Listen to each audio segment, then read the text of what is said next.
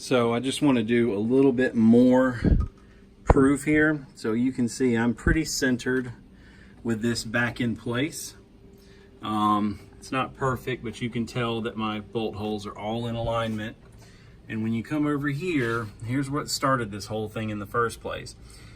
The MAF sensor was starting to touch ever so slightly to the carbon fiber strut brace.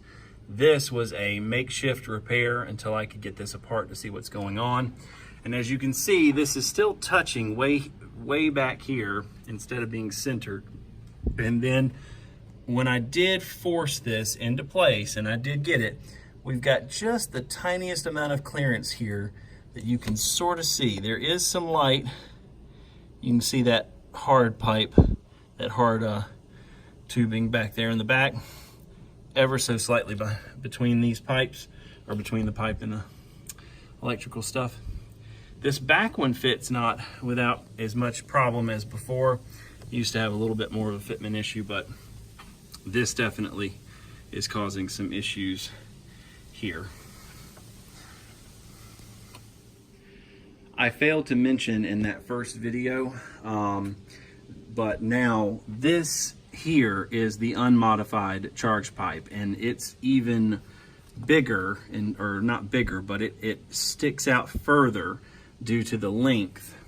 And then it pushes here, because you cannot see that it's pushing against it, but it is pushing. This is seated in the back.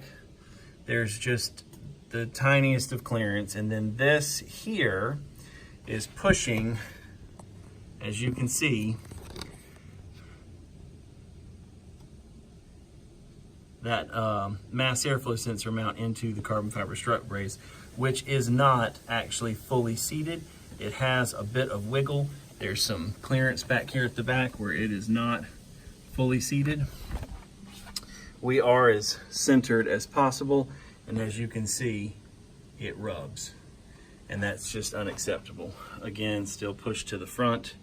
So these, if you have an engine intake, I do not think that you should be buying ESS charge pipes. As nice as they look and as nice as they're supposed to be, it just does not seem to fit.